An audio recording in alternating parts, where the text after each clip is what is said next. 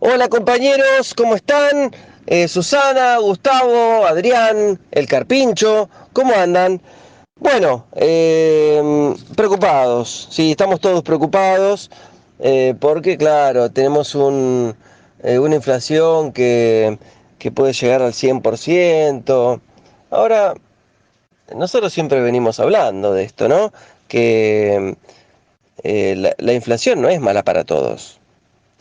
eh, Hay algunos que se benefician con, con generar la inflación, es decir, por eso la generan la inflación, ¿no es cierto? Y por eso también provocan devaluaciones, porque hay quienes ganan con las devaluaciones. En muchas ocasiones ocurre que son los mismos, ¿no? Bueno, de hecho, muchas veces hemos hablado de los ganadores de la inflación y los ganadores de la devaluación o de las devaluaciones.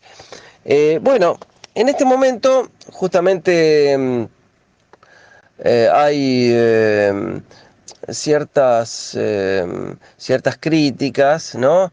Bueno, el gobierno tal vez quiere ser buenito y entonces no enfrentarse. Miren si se va a pelear contra las corporaciones formadoras de precios, por más que son los que más se enriquecieron en toda la historia.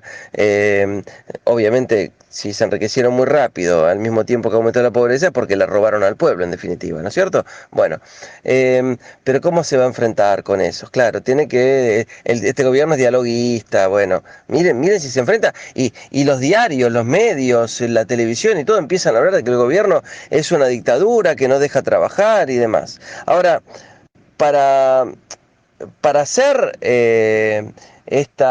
para quedar bien como dialoguista y negociador y todo eso, lo que está haciendo es perjudicando al conjunto de la sociedad que ve sus ingresos correr por detrás a la inflación. Y entonces el gobierno igual recibe una crítica, ¿no? Justamente por no enfrentar a los poderes concentrados. Entonces, uno podría decir, bueno, si son estas dos alternativas, ya sabemos que esa avenida ancha del medio, que una alternativa intermedia, que todas esas cosas sabemos que no existen, ¿no es cierto? Bueno, ahora, si las únicas dos alternativas que existen son estas y quedas mal de las dos formas quedas mal con alguien, ponele, bueno, está claro cuál es la que hay que hacer, ¿no? Bueno, Dicho esto, dicho esto, vamos a tirar alguna cosita favorable y después volvemos al problema. La favorable entre todo es que, bueno, se está produciendo un incremento del 15,5% en los haberes jubilatorios eh, y acompañado por un bono de 7.000 pesos por mes durante los meses de octubre, noviembre y diciembre, bueno, que en sumatoria ponen a las jubilaciones un poquitito por encima de los 50.000 pesos. Eso es un dato dentro de todo que genera un alivio. Porque está acompañado de medicamentos gratis. Esto fue un logro de este gobierno, haber vuelto a dar medicamentos gratis a los jubilados. ¿Se acuerdan que los medicamentos gratis para los jubilados los había puesto el periodo kirchnerista y después los sacó Macri, el gobierno de Macri? ¿Se acuerdan? Bueno, y eso lo volvió a poner este gobierno. Entonces, eso es un acierto, sí, sí, claro. Además, le van a dar tablets gratis a los jubilados. Eso está recontra bueno, ¿no? Eh, y también créditos de ANSES de hasta 240.000 pesos con cuotas del 29%. O sea, muy por debajo de la inflación, 24% anual, ¿no? Está claro, ¿no? 24% por año. O sea, si tenemos una inflación del 100% y te dan un préstamo del 29%, quiere decir que, en definitiva, te están favoreciendo, ¿no es cierto? Y en 24, 36 o 48 cuotas. A ver, 48 cuotas sería 240.000 pesos. En 48 cuotas, eh, bueno, lo que pasa es que habría que poner, en vez del 30%, habría que poner un poquito más porque son son 4 años, pero bueno, lo medimos a valores de hoy, es decir, 240.000 dividido 48 da 5.000, con lo cual, eh, con lo cual termina siendo favorable porque le permite a ciertos jubilados que no están en condiciones de poder hacer cosas que necesitan, que quieren, que desean, etcétera, y de esta forma lo pueden hacer. Bueno, pero en simultáneo, ya volviendo a los aspectos negativos que tenemos que analizar y pensar cómo se podrían llegar a resolver, se están produciendo también en este momento incrementos bastante fuertes en los medicamentos, esto incluso para todos, y en medicamentos aplicados a ciertas patologías como cáncer, como el HIV. Y otro aspecto que hace un poco de ruido es el tema de las tarifas. ¿Por qué? Porque tiene obviamente un espíritu de justicia, ¿no? Un espíritu saludable, que tiene que ver con la segmentación, ¿no? Que los sectores más ricos, los sectores más pudientes, no sean beneficiarios de los subsidios que sí necesita el conjunto de la sociedad, que no es ni rica ni superpudiente. O sea que eso en realidad tiene que ver con una estructura más progresiva, con una estructura de distribución más justa. O sea que eso es saludable. Pero en este momento, producir aumentos en las tarifas sería como alimentar eh, a los ganadores de la inflación, ¿no? Porque los formadores de precios y demás, ¿por qué? Porque les sirve como excusa. Ay, me suben los costos, entonces yo tengo que subir los precios, ¿no? Y bueno, y a eso se van a aprender también incluso los pequeños, los medianos, el comerciante que por ahí mucha idea no tiene de qué significa todo esto, pero quedó asustado de tantas cosas que pasaron, ¿no? Es sano, es lógico, digo, más que sano, no sano, es lógico que hayan quedado asustados después de tantos golpes que tuvieron durante el periodo de Macri, que fue hace poquito, ¿no es cierto? Y bueno, entonces, no solo por especulación, sino que también por precaución, se van a producir seguramente aumentos de precios que van a fogonear la cuestión inflacionaria. Así que bueno, eso la verdad que preocupa un poco.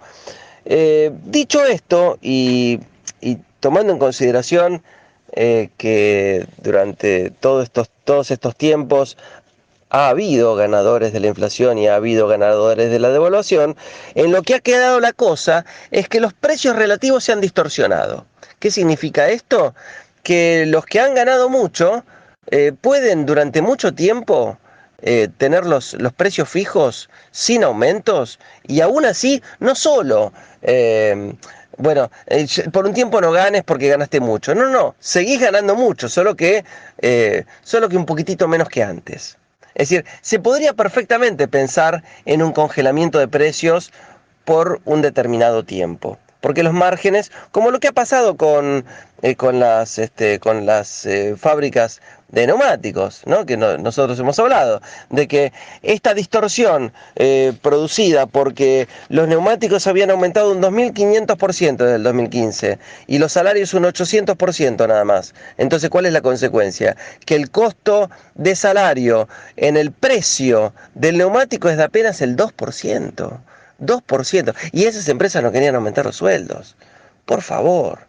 Bueno, con esa misma lógica, ese mismo escenario incluye, comprende a muchos sectores que quieren seguir remarcando para seguir ganando, es decir, para seguir saqueando el conjunto del pueblo, ¿no? Porque cuando se produce esta situación inflacionaria que tiene ganadores, estos ganadores son los que remarcan los precios.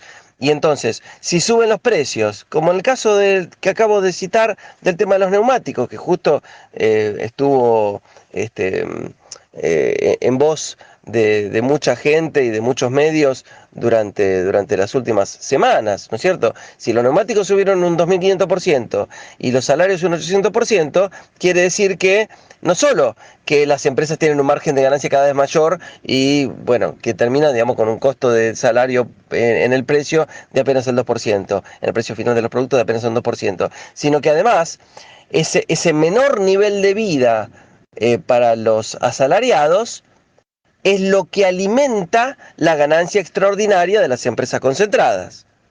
Vuelvo a decir, entonces la ganancia extraordinaria de las empresas concentradas es alimentada por el menor nivel de vida de la mayoría de la población. Porque a vos te alcanza cada vez menos el salario, entonces hay alguien que se lo está quedando. Eso significa saqueo, eso significa robo, ¿sí? Bien, dicho esto, hay otra cuestión que es fundamental en todo esto, que es congelar, esto sí, el precio del dólar. Esto lo venimos hablando desde hace mucho, porque tiene que ver con que el tipo de cambio en este momento está muy competitivo, está caro.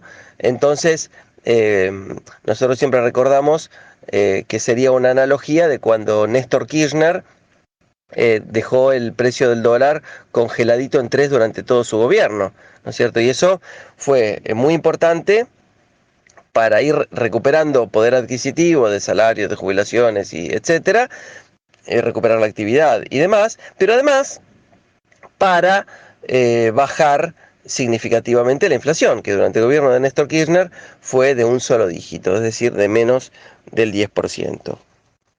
Y cuando, bueno, una de las cosas que se hizo para, eh, para fortalecer las reservas del Banco Central y entonces calmar, ¿no?, a los desestabilizadores, ¿no?, porque utilizan la devaluación, además de para enriquecerse, para desestabilizar a un gobierno popular.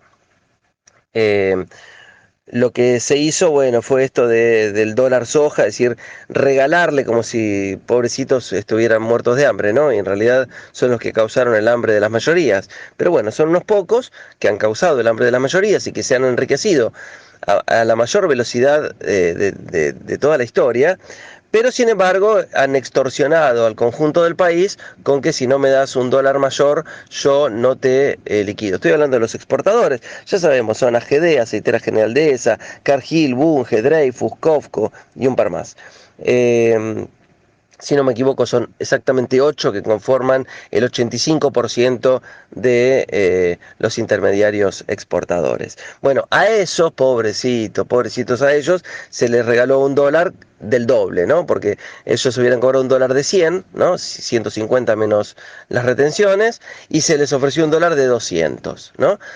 Bueno, y entonces ahí accedieron se hablan los resultados del dólar diferencial para la liquidación de soja, fueron mejores a los esperados, con una liquidación de más de 8.000 millones de dólares. Sí, muy lindo, está bárbaro, fue necesario, es útil en este momento, todo. Ahora, de 14.000, o sea, estos 8.000 millones de dólares representan más o menos 14.000 millones de toneladas de granos. Es decir, 14 millones de toneladas. Entonces, pues yo siempre lo digo en kilos. 14.000 millones de kilos de granos, ¿no? Y quedan más de 10.000 millones de kilos de granos retenidos, escondidos debajo de los silos bolsa, ¿no? Y voy a tirar un dato interesante para tenerlo presente, que es que a través del informe de la entidad empresaria que agrupa a los grandes exportadores de cereales y oleaginosas, que se llama Ciara Sec, declara que en esto participó la empresa Mirgor. Mirgor, nunca la nombré dentro de los intermediarios, estos exportadores que se están escondiendo los granos. Nunca lo nombré, yo por lo menos, ¿no? Y claro, pero es una empresa de electrodomésticos y autopartes. Ah, alguno está pensando, para autoparte, ¿qué se le viene a la cabeza? Macri. Es una firma de Nicky Caputo, amigo del alma de Macri. ¿Qué tal? Aparece como un importante comprador de soja retenida y declarada para exportar por él mismo. ¿Qué tal? ¿Qué les parece eso? Impresionante, ¿no? Bueno, voy a terminar con una cosita más que tiene que ver con el tema de la educación. Trato de ser bien sintético en una ciudad que tiene cerca de 10.000 personas en situación de calle y tiene 341.000 viviendas desocupadas, ¿no? Bueno, de esa ciudad quiero hablar un poquitito, porque vieron que hay eh, un un latiguillo que muchos antiperonistas usan, de que el peronismo quiere a la gente pobre y sin educación porque son ellos los que votan. Bueno, vamos a contestar eso rápidamente. Un minuto, permítanme, un minuto más. Eh, Fue Perón que en 1949 quitó los aranceles a la universidad, provocando movilidad social ascendente, ¿no? Porque de esta forma las universidades se llenaron de hijos de obreros, antes solo podía ir el oligarca que lo podía pagar. El primer plan quinquenal solamente de Perón, además de haber construido 217.000 viviendas, construyó 8.000 escuelas, 4.300 centros de salud, creó la enseñanza técnica para que tanto obreros como artesanos puedan tener un título de perito en una especialidad que habilitaba para el ingreso a la educación superior. Eso es movilidad social ascendente, ¿no? Y eso es generar pensamiento. Bueno, fue el kirchnerismo el que creó 17 universidades, 2.128 escuelas, creó el Plan Conectar Igualdad para entregarle computadoras gratuitas a alumnos de escuelas secundarias, se entregaron también becas a alumnos universitarios de bajos recursos a través de lo que fue el Plan Progresar, y también se creó el Plan Fines para que adultos con secundario incompleto que viven en zonas alejadas a los centros urbanos también puedan completar sus estudios, ¿no? Eso está del lado de la educación. Sin embargo, el gobierno de Larreta, eh, de Horacio Rodríguez Larreta como jefe de gobierno y de Soledad Acuña como ministra de Educación de la Ciudad de Buenos Aires, según un informe de la Auditoría General de la Ciudad de Buenos Aires, que también advirtió acerca de más de 100 casos por intoxicaciones y mal estado de viandas escolares en más de 7 escuelas, lo que informan es que hubo un recorte del presupuesto. ¿Se acuerdan con el presupuesto de Néstor Kirchner, que había subido el presupuesto de educación del 3,5% al 6,5%? Bueno, el presupuesto de Larreta lo recortó un 60%. Y la subejecución da cuenta de que apenas el 33% del presupuesto fue ejecutado, ¿sí? Y bueno, frente a esto, eh, organizaciones estudiantiles se expresan a través de protestas y tomas. ¿Qué es lo que, y además exigiendo diálogo al gobierno porteño? ¿Qué es lo que hace el gobierno porteño? En vez de dialogar, en vez de escuchar, amedrenta con patrulleros en la puerta de las casas de los alumnos y amenazando a los padres que le van a hacer un juicio y le van a cobrar $1,500,000 de pesos por día o algo de eso.